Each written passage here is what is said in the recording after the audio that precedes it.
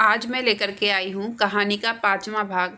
अगर आपने इस कहानी के पिछले 4 भागों को नहीं सुना है तो उसका लिंक मैं डिस्क्रिप्शन बॉक्स में दे दूँगी। तो चलिए आगे की कहानी शुरू करते हैं। सत्यम नव्या को लेकर दरवाजे पर खड़ा था। वहाँ अविनाश जी और राहुल, अखिलेश जी और कुछ सर्वेंट के साथ खड़े थे। नव्या को सत्यम की गोद में सोता हुआ देखकर सब मुस्कुरा दिए तो अखिलेश जी आगे बढ़कर नव्या को उठाने लगे। कुछ टाइम की मशक्कत के बाद आखिरकार नव्या उठ गई थी। वह और सत्यम एक साथ खड़े थे। अविनाश जी ने उनकी आरती की और तिलक लगाकर बोले, वैसे तो यह काम घर की औरतें करती है, पर अब इस घर में तो कोई औरत है नहीं, इसलिए जितना आता है वह मैं ही कर रहा हूँ। उनकी बात सुनकर सब लोग मुस्कुरा दिए। आरती के बाद अविनाश जी के कहने पर एक सर्वेंट ने चावलों से भरा कलश दरवाजे पर रख दिया तो अविनाश जी नव्या को देखकर बोले, नव्या बेटा, इस कलश को सीधे पैर से अंदर की तरफ गिरा दो। उनकी बात सुनकर नव्या ने एक नज़र उन्हें देखकर सत्यम को देखा तो सत्यम ने पलकें झपका दी। नव्या ने सीधे पैर से कलश अंदर की तरफ गिरा दिया। उसके बाद आलते के परात में कदम रख नव्या घर के अंदर बढ़ गई। एक सर्वेंट ने उसके पैरों के आगे एक सफ़ेद कपड़ा बिछा दिया। उस कपड़े पर नव्या के पैरों की खूबसूरत सी छाप आ गई। सत्यम नव्या का हाथ पकड़कर चल रहा था ताकि उसकी प्रिंसेस गिर न जाए। उसके बाद सत्यम ने झुककर नव्या को गोद में उठाया और लेकर अपने कमरे की तरफ बढ़ गया और जाते जाते बोला, मेरी प्रिंसेस थक गई है, अब इसे आराम की ज़रूरत है, कोई इसे डिस्टर्ब नहीं करेगा, आप लोग भी जाकर रेस्ट करो। सब उसकी हरकत पर आंखें फाड़े और मुंह खोले देखते रह गए। सत्यम नव्या को लेकर अपने रूम में चला गया। सबने उसके जाने के बाद सिर हिलाया और वह भी रेस्ट करने अपने अपने कमरे में चले गए। अखिलेश जी भी आज वही रुकने वाले थे। वह तो जाना चाहते थे पर अविनाश जी ने उन्हें रोक लिया था। सत्यम नव्या को लेकर अपने रूम में आता है। रूम में जाकर उसके पैर दरवाजे पर ही ठिठक जाते हैं। वह चारों तरफ देखने लगा। पूरा रूम व्हाइट और ब्लू कलर के बलून से सजा हुआ था। पूरा फ्लोर रोज से भरा हुआ था। बिस्तर पर भी रोज से हार्ट बना हुआ था और बेड के चारों तरफ व्हाइट कर्टन लगे हुए थे। पूरे रूम में हल्की हल्की रोशनी के साथ कैंडल्स जल रही थी। पूरा माहौल बहुत ही रोमांटिक था। सत्यम ने रूम को देखा। उसे यह समझते देर नहीं लगी कि यह काम उसके भाई कम असिस्टेंट राहुल का है। सत्यम ने नव्या को देखा जो टुकुर टुकुर पूरे रूम को देख रही थी। अचानक उसके चेहरे पर एक चमक आ गई और वह सत्यम की गोद में से उतरने के लिए कसमसाने लगी। सत्यम ने उसे नीचे उतारा तो वह चारों तरफ घूम घूम कर देखने लगी। रूम को देखते हुए वह चौंक कर बोली, वाह सत्या, यह कितना अच्छा लग रहा है। सत्यम उसे देखकर मुस्कुरा दिया। नव्या मध्य सी रोशनी में दुल्हन के लिबास में वहाँ खड़ी आसमान से उतरी हुई कोई परी लग रही थी। सत्यम ने उसका हाथ पकड़कर अपनी तरफ खींच लिया। नव्या उसके सीने से जा लगी। उसने अपना चेहरा ऊपर उठाकर सत्यम की तरफ देखा जो अपनी इंटेंस नज़रों से उसे ही देख रहा था। पता नहीं क्या था उसकी नज़रों में। नव्या की नज़रें उसमें उलझकर रह गई थी। दोनों एकटक एक दूसरे की आंखों में देख रहे थे। नव्या को अपनी तरफ ऐसे देखकर सत्यम मुस्कुरा दिया और झुककर शिद्दत से उसका माथा चूम लिया। उसके एहसास से नव्या की आंखें बंद हो गई। सत्यम ने उसकी बंद पलकों को देखा तो एक एक कर उसकी आंखों को चूम लिया। नव्या को बहुत अजीब एहसास हो रहा था जो वह समझ नहीं पा रही थी। उसे सत्यम का चूमना अच्छा लग रहा था। सत्यम के हर टच के साथ वह सिहर रही थी और उसकी पकड़ सत्यम की शेरवानी पर कस रही थी। सत्यम ने उसकी आंखों को चूमकर उसके दोनों गालों को चूम लिया। सत्यम ने धीरे से नव्या के दुपट्टे को उसके सर से हटा दिया। उसने नव्या की तरफ देखा जो आंखें बंद किए खड़ी थी। उसकी सांसें तेज तेज चल रही थी। उसे ऐसे देखकर सत्यम मुस्कुरा दिया। उसने झुककर नव्या को अपनी गोद में उठाया और लाकर बेड पर बहुत ही आराम से बिठा दिया जैसे वह कोई कांच की गुड़िया हो। बेड पर बिठाकर सत्यम उससे अलग हुआ तो नव्या जल्दी से बेड से नीचे उतर गई। सत्यम ने उसे बेड से नीचे उतरते देखा तो बोला, क्या हुआ प्रिंसेस, तुम क्यों उठ गई? नव्या ने उसकी तरफ देखा और मासूम सा चेहरा बनाकर बोली, सत्या, हम यहाँ कैसे सो सकते हैं? सत्यम, मतलब? नव्या, मतलब हम यहाँ सोएंगे तो यह डेकोरेशन खराब हो जाएगा ना। हमारी शादी के लिए कितना अच्छा डेकोरेट किया है, हम उसे खराब थोड़ी कर सकते हैं। नव्या की मासूमियत भरी बातें सुनकर सत्यम को समझ नहीं आ रहा था कि वह क्या बोले। उसे कुछ ना बोलता हुआ देखकर नव्या फिर बोली, बोलो ना सत्या, हम कहाँ सोएंगे? उसकी बात सुनकर सत्यम बोला, हम यहीं सोएंगे, मैं बेड पर से डेकोरेशन हटाता हूँ, फिर सो जाना। तो उसकी बात सुनकर नव्या जल्दी से बोली, नहीं। उसके नहीं बोलने पर सत्यम उसे देखने लगा। तो नव्या बोली, हम यह डेकोरेशन नहीं हटाएंगे, यह बहुत अच्छा लग रहा है। सत्यम, तो फिर हम सोएंगे कहाँ? नव्या, मुझे नहीं पता, पर हम यह डेकोरेशन नहीं हटाएंगे। उसकी जिद के आगे अब हमारे सत्यम बाबू को तो पिघलना ही था।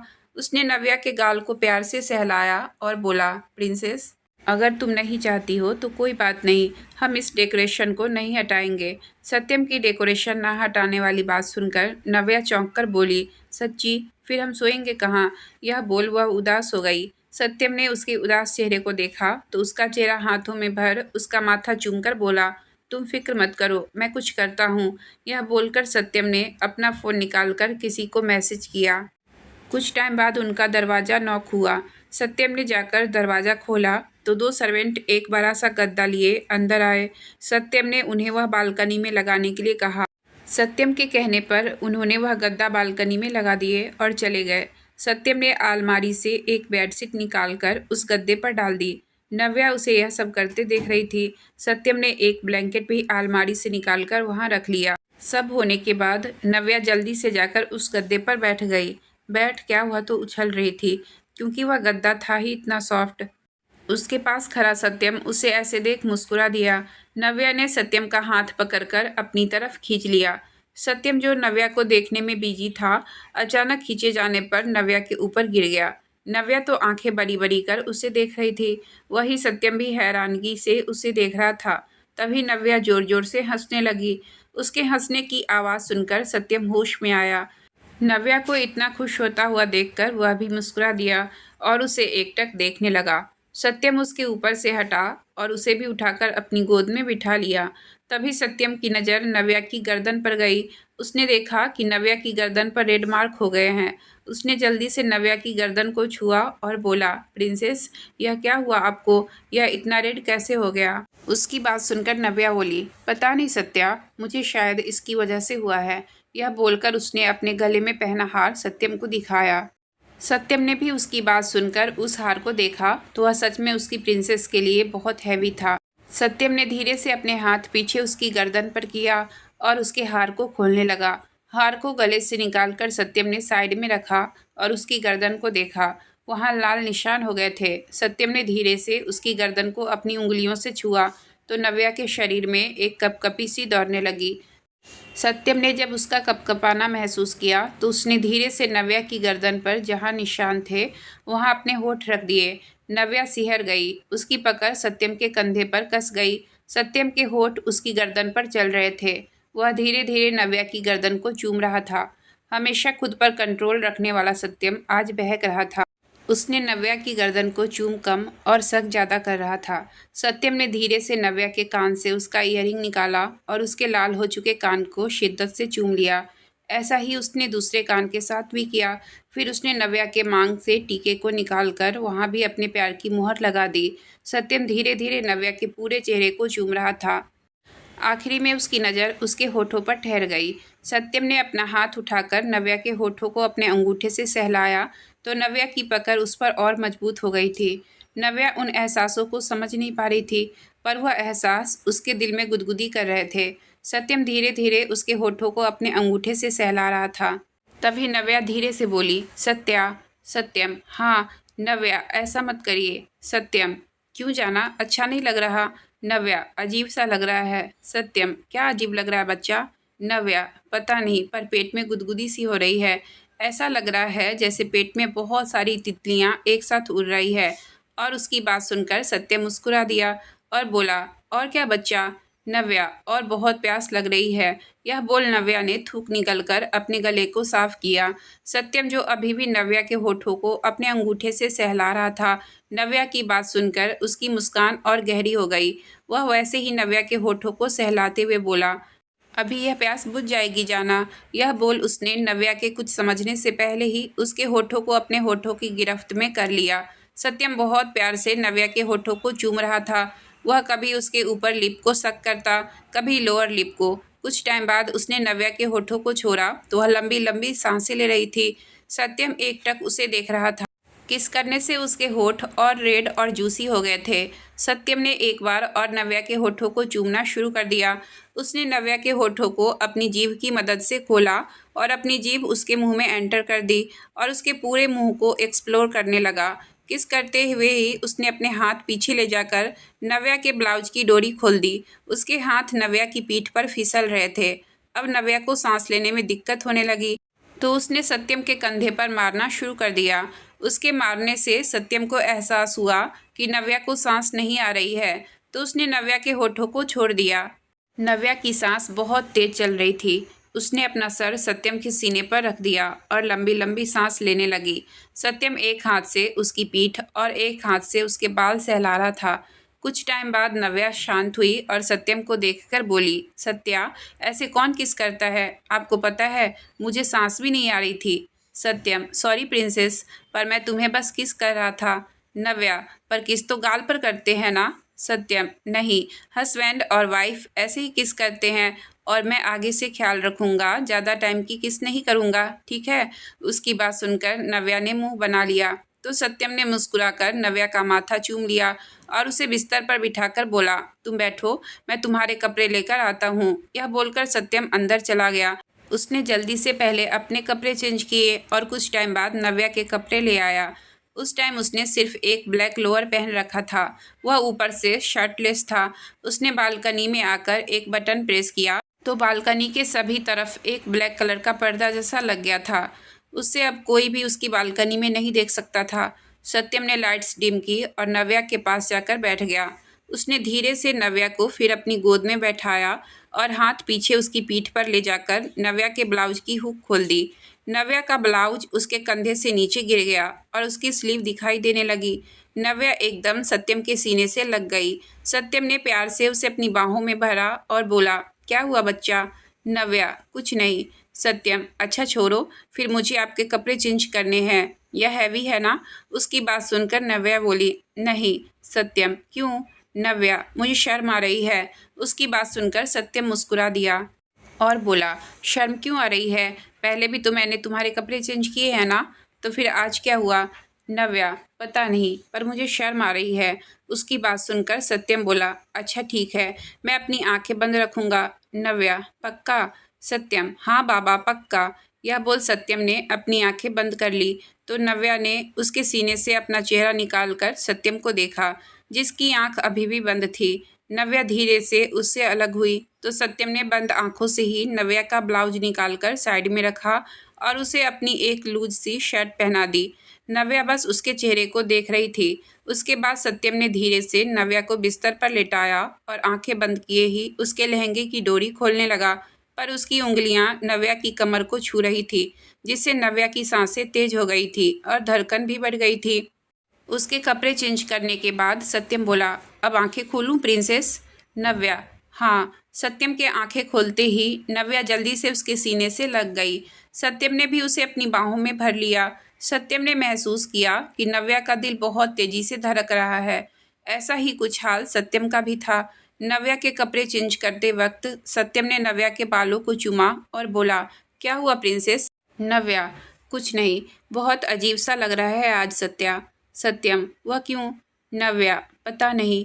सत्यम, पर मुझे पता है। उसकी बात सुनकर नव्या उसे देखने लगी, जैसे पूछ रही हो कि अगर पता है तो मुझे भी बताओ।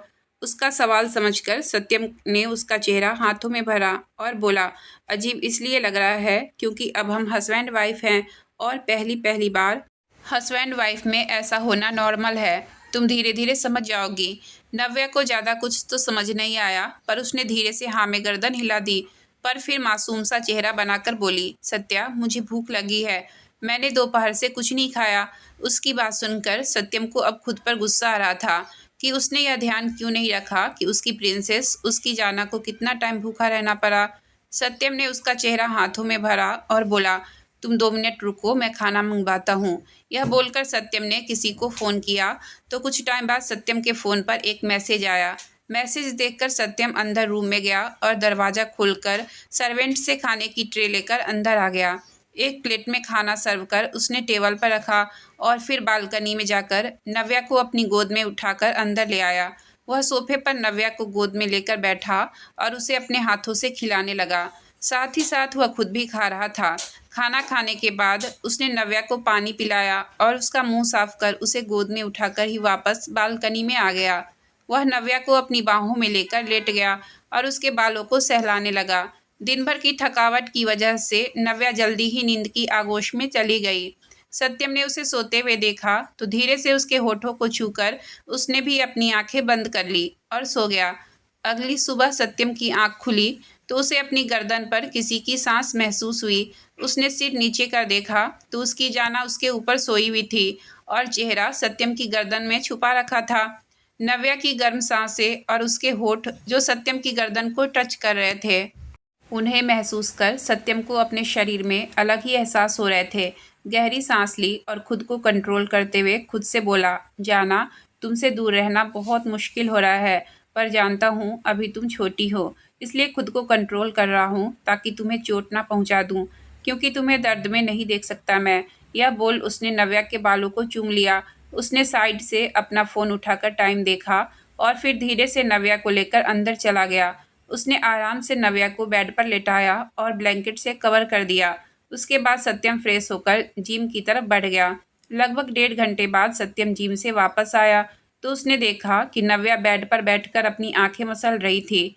वह शायद अभी उठी थी। सत्यम ने उसे देखा तो जल्दी से उसके पास जाकर उसके हाथों को पकड़ लिया और बोला, ऐसा नहीं करते प्रिंसेस, आंखों में इन्फेक्शन हो जाएगी। नव्या ने अपनी नींद भरी आंखों से उसे देखा तो जल्दी से उसके सीने से लग गई। सत्यम ने भी उसे अपनी बाहों में भर लिया और उसे कमर से पकड़ उठाकर अपनी गोद में बैठा लिया। नव्या सत्यम से बिल्कुल चिपक कर बैठी हुई थी और सत्यम उसके बाल को सहला रहा था। सत्यम उसके बालों को चूमते हुए बोला, क्या हुआ प्रिंसेस? नव्या ने कुछ नहीं कहा, बस नामे गर्दन हिला दी। सत्यम ने उसे ऐसे ही गोद में उठाया और लेकर वॉशरूम में चला गया। उसने नव्या को ब्रश करवाया और नहलाकर बाहर ले आया। दोनों ने उस टाइम बाथरोब पहन रखा था। सत्यम ने नव्या को ड्रेसिंग टेबल के सामने बिठाया और ड्रायर से उसके बाल सुखाने लगा। बाल सुखाकर सत्यम ने नव्या को एक खूबसूरत सी ड्रेस पहना दी। उसके बालों को उसने खुला ही छोड़ दिया था। सत्यम ने ड्रेसिंग टेबल से एक छोटी सी डिब्बी उठाई और उसमें से सिंदूर लेकर नव्या की मांग में लगा दिया। सिंदूर लगाकर सत्यम ने उसके माथे को पूरी शिद्दत से चूम लिया। सत्यम ने उसकी आंखों में काजल, होठों पर लिप बाम लगा दिया। सत्यम ने उसे रेडी कर ऊपर से नीचे तक देखा तो नव्या बहुत खूबसूरत लग रही थी। सत्यम ने उसे अपने सीने से लगा लिया। कुछ टाइम ऐसे ही रहने के बाद सत्यम ने उसे खुद से अलग किया और बोला, प्रिंसेस आप रुको, मैं भी रेडी हो जाऊं, फिर हम नीचे चलेंगे। नव्या ने हाँ में गर्दन हिला दी तो सत्यम क्लोसेट रूम में चला गया और कपड़े पहन बाहर आया तो नव्या रूम में नहीं थी। सत्यम ने इधर उधर देखा और फिर दरवाजे की तरफ देखा जो खुला हुआ था। नव्या नीचे चली गई थी। सत्यम रेडी होने लगा। नव्या नीचे आई, अखिलेश जी और अविनाश जी के गले लग गई और उन्हें गुड मॉर्निंग विश किया। उन्होंने भी उसे प्यार से आशीर्वाद देते हुए विश किया। तभी राहुल भी वहां आ गया और अविनाश जी और अखिलेश जी को गुड मॉर्निंग विश कर नव्या को भी विश किया और फिर बोला, वाह भाभी, you are looking so beautiful. उसकी बात सुनकर नव्या मुस्कुरा दी और फिर उससे बात करने लगी। सत्यम भी उसी टाइम सीढ़ियों से नीचे आ रहा था। उसने जब राहुल के मुंह से नव्या की तारीफ सुनी तो उसे बिल्कुल अच्छा नहीं लगा। उसे बिल्कुल पसंद नहीं था कि उसके बिना कोई और उसकी प्रिंसेस की तारीफ करे। ऊपर से राहुल का नव्या से हंस हंस कर बात करना और नव्या का उसे जवाब देना सत्यम को गुस्सा दिला रहा था। सत्यम जल्दी से नीचे आया और नव्या के पास वही सोफे पर बैठ गया। उसने अविनाश जी और अखिलेश जी को गुड मॉर्निंग विश किया, पर राहुल और नव्या तो अपनी बातों में मग्न थे।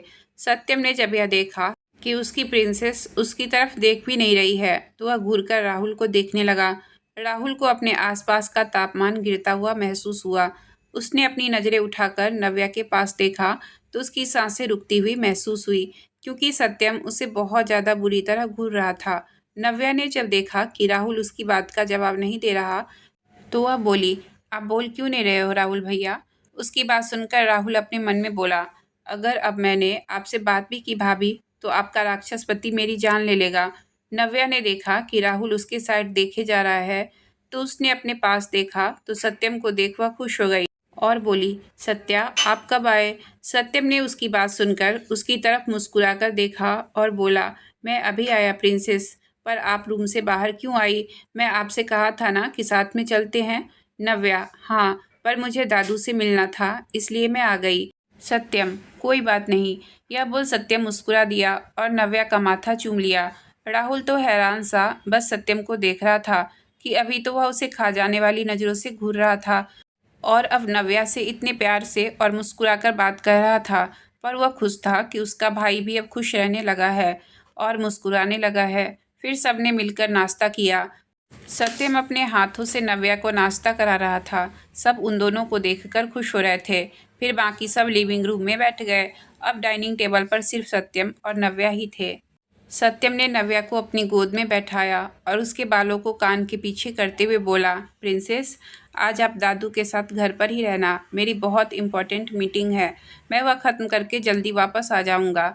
उसकी बात सुनकर नव्या उसे देखने लगी और फिर मासूम सा चेहरा बनाकर बोली, पर मुझे आपके साथ रहना है। आपने प्रॉमिस किया था कि आप हमेशा मेरे साथ रहोगे। सत्यम, मैं तुम्हारे पास तुम्हारे साथ ही हूँ प्रिंसेस, पर अभी थोड़े टाइम के लिए मुझे जाना होगा, पर जल्दी आ जाऊंगा। फिर हम साथ में बैठकर गेम खेलेंगे। गेम का नाम सुनकर नव्या खुश हो गई और बोली, पक्का? सत्यम, हाँ पक्का। नव्या, पर आप जल्दी आना, मुझे आपके बिना अच्छा नहीं लगता है। सत्यम उसकी बात सुनकर मुस्कुरा दिया और फिर उसके होठों को अपने होठों से छूकर बोला, हाँ मेरा बच्चा, मैं जल्दी आ जाऊंगा। यह बोल सत्यम ने नव्या को अखिलेश जी और अविनाश जी के पास छोड़ दिया और फिर उसका माथा चूमकर राहुल के साथ चला गया। नव्या भी अखिलेश जी और अविनाश जी के पास बैठ गई और टीवी देखने लगी।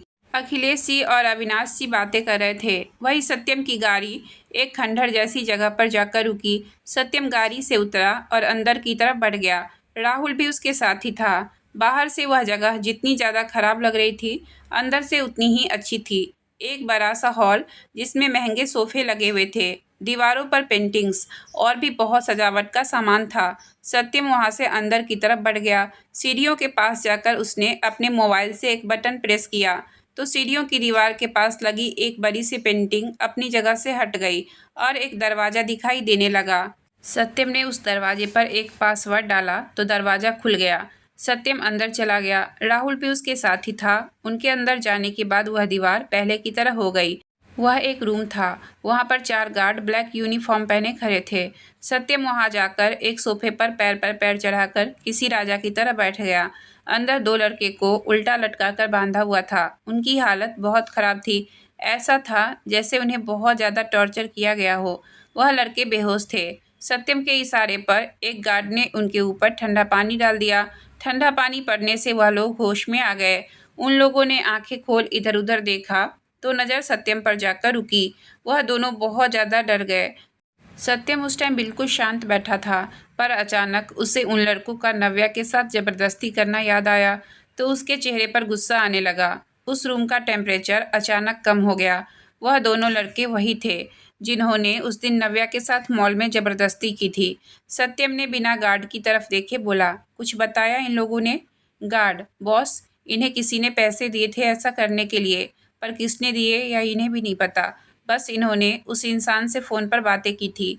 गार्ड अपनी बात बोलकर चुप हो गया तो सत्यम बोला, फिर तो यह मेरे किसी काम के नहीं। यह बोल सत्यम कुछ पल रुका और फिर बोला, स्नोवी को ले आओ। उसकी बात सुनकर गार्ड ने राहुल की तरफ देखा तो राहुल ने हाँ में गर्दन हिला दी तो गार्ड वहाँ से चला गया।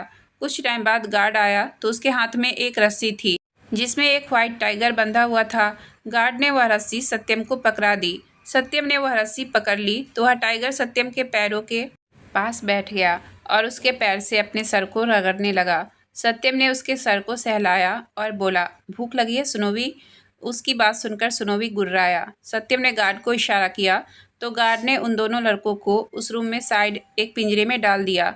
सत्यम ने टाइगर की रस्सी गार्ड को पकड़ाई और खड़ा होते हुए बोला, तुम दोनों मेरे किसी काम के नहीं, पर मेरे सुनोवी की भूख मिटाने के काम तो आ ही सकते हो। यह बोल सत्यम वहाँ से निकल गया तो गार्ड ने टाइगर को उस पिंजरे में डालकर पिंजरा बंद कर दिया।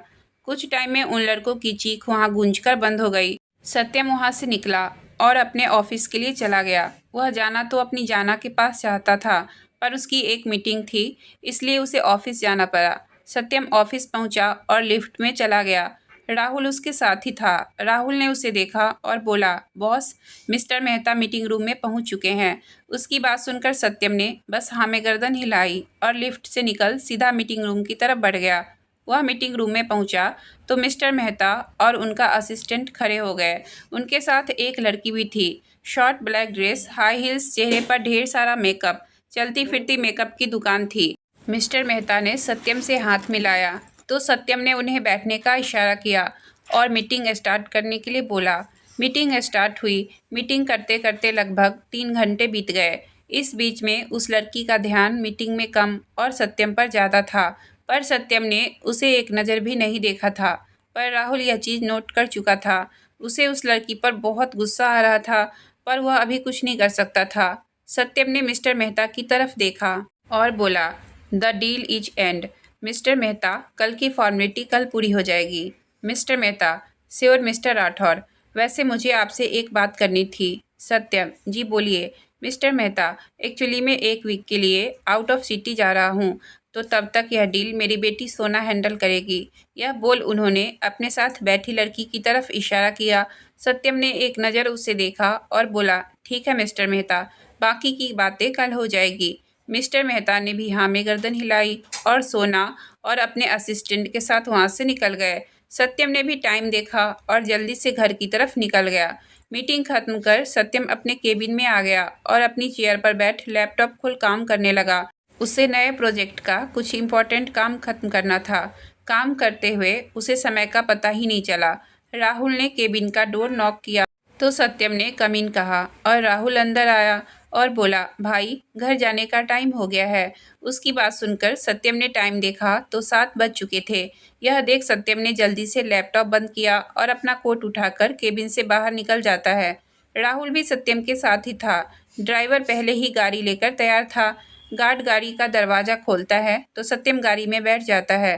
राहुल भी आगे ड्राइवर के पास बैठ जाता है। लगभग 1 घंटे बाद सत्यम की गाड़ी राठौर मैंसन में आकर रुकती है। सत्यम जल्दी से गाड़ी से उतर अंदर की तरफ जाता है। वह बस जल्दी से अपनी जाना को देखना चाहता था। सुबह के बाद उसने अपनी जाना को नहीं देखा था, जबकि वह उसे बोलकर गया था कि वह जल्दी आएगा, पर काम के चलते उसे टाइम का पता ही नहीं चला। सत्यम जल्दी से अंदर की तरफ जाता है, पर दरवाजे पर ही उसके कदम ठिठक जाते हैं। उसकी जाना, उसकी प्रिंसेस, खिलखिलाकर हंस रही थी। उसे यूं हंसते देख सत्यम के चेहरे पर भी एक प्यारी सी मुस्कान आ जाती है और जो थकावट अब तक उसे महसूस हो रही थी वह पल भर में गायब हो जाती है। पर जल्दी ही उसकी मुस्कान गायब होकर उसका चेहरा गुस्से से काला पड़ जाता है और आंखें लाल हो जाती है। सामने उसकी प्रिंसेस, उसकी जाना, किसी लड़के के साथ हंस हंस कर बातें कर रही थी। उसके दादू अविनाश जी भी वही थे। सत्यम को यह बिल्कुल गवारा नहीं था कि उसकी प्रिंसेस उसके अलावा किसी और लड़के से बात भी करे।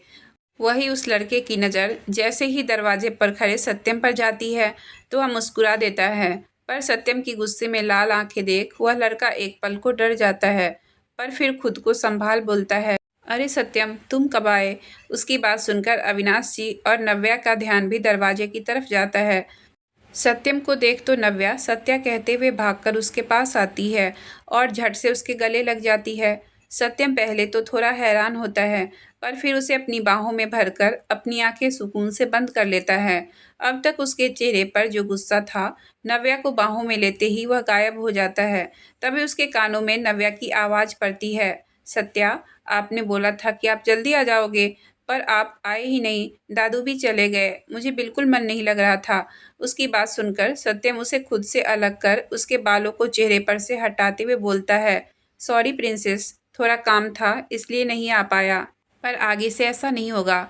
नव्या, पक्का? सत्यम, पक्का। उसकी बात सुनकर नव्या मुस्कुरा देती है तो सत्यम भी उसे मुस्कुराता देख मुस्कुरा देता है। वही कोई था जो सत्यम को मुस्कुराते हुए देख सदमे में था।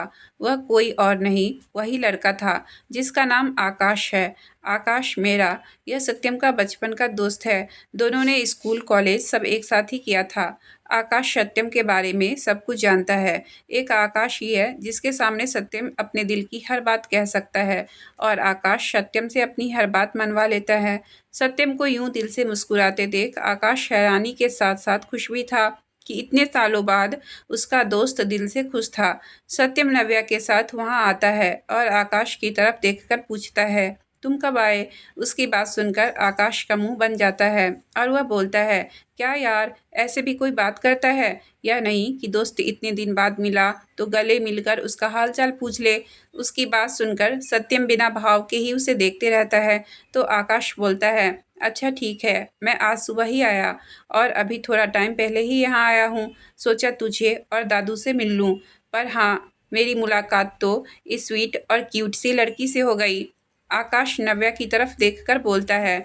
नव्या भी उसकी तरफ देख मुस्कुरा देती है, पर सत्यम उसका चेहरा कठोर हो जाता है। उसे बिल्कुल अच्छा नहीं लगता कि कोई और लड़का उसकी प्रिंसेस की तारीफ करे। सत्यम अपनी कड़क आवाज में बोलता है, यह तेरी भाभी है। आकाश, हाँ, पर यह मुझसे छोटी हैं और बहुत क्यूट भी, इसलिए मैं इसे क्यूटी पाई बुलाऊंगा। उसकी बात सुनकर सत्यम को बिल्कुल अच्छा नहीं लगता। उसे अपने दोस्त पर विश्वास था, पर नव्या को प्यार से कुछ भी बुलाने का हक सिर्फ उसे था। वह नव्या को अपने पास कर अपनी गोद में उठाता है और वहाँ से जाते जाते बोलता है, इसका नाम नव्या है। अगर भाभी नहीं बोलना तो इसे इसके नाम से बुलाना, और कोई नाम देने की ज़रूरत नहीं है मेरी प्रिंसेस को। यह बोल सत्यम सीढ़ियाँ चढ़ते हुए अपने कमरे में आ जाता है और वही आकाश का मुंह बन जाता है। उसे इस तरह देख अविनाश जी और राहुल मंद मंद हंस रहे होते हैं। उन्हें हंसता देख आकाश चिढ़कर बोलता है, क्या दादू, आप भी हंस रहे हो? आपका पोता एक नंबर का खड़ूस और अकर है, और अब तो जलकुकरा भी है। पर मैं खुश हूँ कि सत्यम नव्या के साथ खुश है। इतने सालों बाद इसे यूं दिल से मुस्कुराते देख अच्छा लगा, वरना तो इसने अंकल आंटी के जाने के बाद हंसना मुस्कुराना ही छोड़ दिया था। अविनाश जी, हाँ बेटा, पर नव्या के आने के बाद यह खुश रहने लगा है, मुस्कुराने लगा है। बस मेरा बच्चा ऐसे ही खुश रहे, इसकी खुशियों को किसी की नज़र ना लगे। आकाश, नहीं लगेगी नज़र दादू, सत्यम की खुशियों की, और अगर किसी ने कोशिश भी की मेरे यार की खुशियों को नज़र लगाने की, तो यह आकाश मेहरा उसकी आंखें ही निकाल लेगा। सत्यम नव्या को लेकर रूम में आया। उसने दरवाज़ा बंद किया और नव्या को झटका से दीवार से सटा दिया, और उसने नव्या के पाँव को अपनी कमर पर लपेट लिया और खुद उसकी कमर को पकड़ अपना चेहरा उसकी गर्दन में छुपा दिया। ये सब इतनी जल्दी हुआ कि नव्या को समझने का मौका तक नहीं मिला। नव्या तो अपनी बड़ी सी आंखों को और बड़ा बड़ा कर सत्यम को देख रही थी, जो अपना चेहरा छुपाए उसकी खुशबू को महसूस कर रहा था। नव्या कुछ बोलती उससे पहले ही सत्यम बोला, मैंने तुम्हें बहुत मिस किया प्रिंसेस। नव्या, मैंने भी आपको बहुत मिस किया सत्या। यह बोलकर नव्या ने अपने हाथ सत्यम के गले में लपेट दिए और उसे अपने गले से लगा लिया। सत्यम को बहुत सुकून मिल रहा था नव्या की बाहों में। सत्यम ने अपना चेहरा उसकी गर्दन से निकालकर नव्या को देखा, तो वह भी उसे देखने लगी। सत्यम बहुत ही दीवानगी से नव्या को देख रहा था, पर हमारी मासूम सी नव्या, वह तो सत्यम के दिल का हाल जानती ही नहीं थी। अचानक ही सत्यम ने उसे गर्दन से पकड़ उसके होठों पर अपने होठ रख दिए। नव्या की आंखें बड़ी हो गई। वह टुकुर टुकुर सत्यम को देखने लगी, जो आंखें बंद किए उसके होठों को चूमने में बिजी था। सत्यम बहुत प्यार से नव्या को चूम रहा था। नव्या उसके कंधों पर अपने छोटे छोटे हाथों से मारकर उसे खुद से दूर करने की कोशिश कर रही थी। उसकी मार से सत्यम को कोई फर्क नहीं पड़ा। सत्यम ने उसके दोनों हाथों को पकड़कर दीवार से लगाकर दबा दिया। वह बस उसे चूमे ही जा रहा था। 1 मिनट, 2 मिनट, 4 मिनट, जाने कितने ही टाइम सत्यम उसके होठों का रस पीता रहा। जब नव्या को सांस लेने में दिक्कत होने लगी, तो वह अपना चेहरा इधर उधर हिलाने लगी। सत्यम ने जब यह महसूस किया, तो उसने उसके होठों को छोड़ दिया और उसके सर से सर लगाकर खड़ा हो गया। उसने देखा कि नव्या लंबी लंबी सांसें ले रही थी, तो सत्यम ने उसे अपने सीने से लगा लिया और उसकी पीठ सहलाने लगा। कुछ टाइम बाद नव्या शांत हुई और सत्यम को अपनी बड़ी बड़ी आंखें छोटी कर घूरने लगी। सत्यम ने उसे देखा तो वह उस टाइम बहुत प्यारी लग रही थी। नव्या ने उसकी तरफ घूर कर देखा और नाराजगी से बोली, ऐसे कौन करता है सत्या, मुझे सांस भी नहीं आ रही थी। अगर मैं मर जाती तो? उसके मरने की बात सुनकर सत्यम ने जल्दी से उसके होठों पर अपनी उंगली रख दी और बोला, ऐसे नहीं बोलते प्रिंसेस, मैं आपको कभी कुछ नहीं होने दूंगा। मेरे रहते आपको कभी कुछ नहीं होगा। नव्या ने उसका हाथ अपने होठों से हटाया और बोली, पर मुझे सांस नहीं आ रही थी। मैंने आपको पहले भी बोला था कि किस गाल पर करते हैं, पर आप हर बार यही करते हो। अपने होठों को टच कर नव्या ने सत्यम को देख बहुत मासूमियत से कहा। सत्यम को उसकी मासूमियत पर बहुत प्यार आ रहा था। वह उसे ऐसे ही गोद में लेकर बेड पर बैठ गया और बोला, मैंने आपको कहा था ना प्रिंसेस कि हस्बैंड और वाइफ ऐसे ही किस करते हैं। हाँ, पर मैं आगे से ध्यान रखूंगा, ज़्यादा टाइम तक किस नहीं करूंगा। नव्या ने कुछ नहीं कहा, बस हाँ में गर्दन हिला दी। उसकी इस मासूमियत पर सत्यम को बहुत प्यार आ रहा था। उसका मन कर रहा था कि वह अपनी उस मासूम सी जाना को ढेर सारा प्यार करे, और वह खुद को कंट्रोल किए हुए था। वह अपनी प्रिंसेस को हर्ट नहीं करना चाहता था। सत्यम ने नव्या के माथे को चूमा और उसे बेड पर बैठाकर बोला, आप यहाँ बैठो, मैं फ्रेश होकर आता हूँ, फिर डिनर के लिए नीचे चलेंगे। नव्या ने हाँ में गर्दन हिलाई तो सत्यम अपने कपड़े लेकर वॉशरूम में चला गया। वहीं दूसरी तरफ अखिलेश जी घर पहुंचे तो आनंद जी और सरिता जी लिविंग रूम में बैठे हुए थे। रिया भी वही थी। अखिलेश जी जाकर वहीं पर बैठ गए। उन्हें देखकर आनंद जी बोले, पापा आप कहाँ थे, कल से घर नहीं आए और बताया भी नहीं, कहाँ जा रहे हैं। अखिलेश जी, कुछ नहीं, बस अविनाश जी के पास था। सत्यम को किसी काम की वजह से बाहर जाना पड़ा, वह अकेला था इसलिए वही रुक गया। सत्यम का नाम सुनकर रिया की आंखें चमकने लगी। उसने अपनी मम्मी को कुछ इशारा किया तो उसकी मम्मी ने पलकें झपका दी। उसकी मम्मी ने धीरे से आनंद जी के कान में कहा, सुनिए, अब पापा जी से बात कीजिए ना, सत्यम और रिया के बारे में। आनंद जी ने हाँ में गर्दन हिलाई और अखिलेश जी की तरफ देखकर बोले, पापा मुझे आपसे एक ज़रूरी बात करनी थी। अखिलेश जी ने उनकी तरफ देखा और बोले, हाँ बोलो। आनंद जी, वह मैं क्या कह रहा था पापा कि आप और अविनाश अंकल कॉलेज टाइम के दोस्त हैं, एक दूसरे को अच्छी तरह से जानते भी हैं। तो मैं क्या कह रहा था कि क्यों ना हम आपकी इस दोस्ती को रिश्तेदारी में बदल लें। अखिलेश जी, साफ साफ बोलो, आनंद क्या कहना चाहते हो। आनंद जी, वह दरअसल पापा रिया सत्यम को पसंद करती है और उससे शादी करना चाहती है। हम चाहते हैं कि आप अविनाश अंकल से इस बारे में बात करें।